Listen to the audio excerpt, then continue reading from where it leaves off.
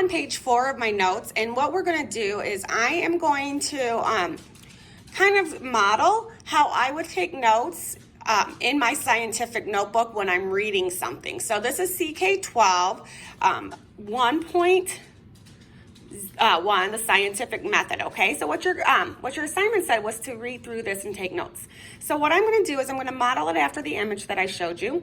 And notice I started drawing a line down here.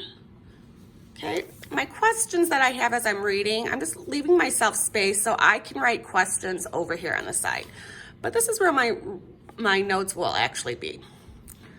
Okay, so we have a little intro here. Okay, it's a paragraph long. Okay, we've heard of it. What exactly is it? It looks like it's just kind of a hook to get me started. Next thing I see is a subtitle here called Scientific Method. So I'm going to start there. And this looks like it's a title, so I'm going to write it kind of big. Whoopsie, as I'm trying to write through my phone, I totally missed it.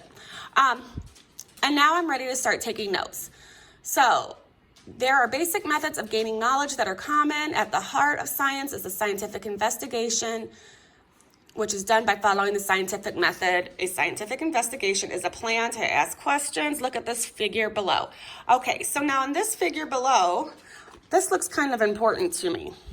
So I don't want to copy the entire thing, but I might just take notes here. So I make observations.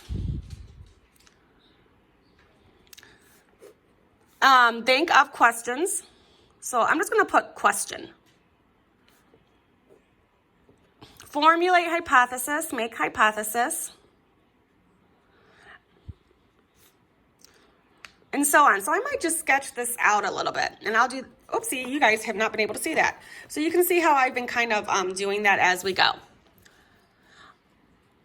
Okay, so I would probably finish sketching this out. And then I'd go on.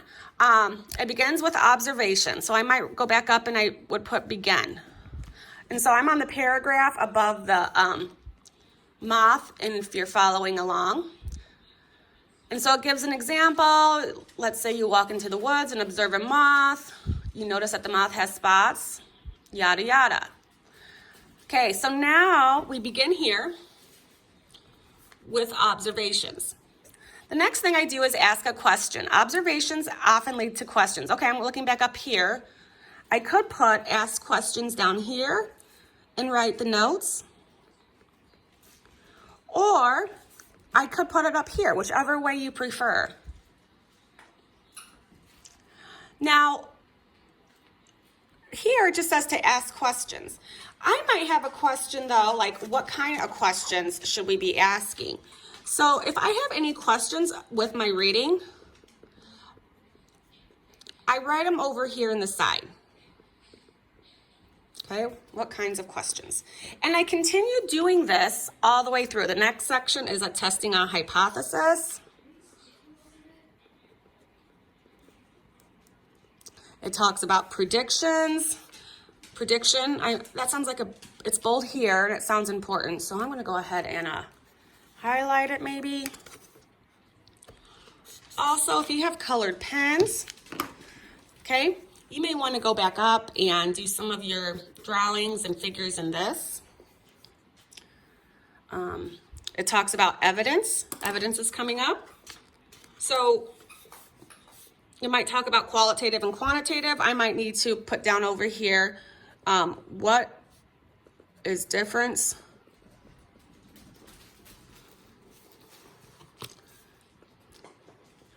between qualitative and quantitative.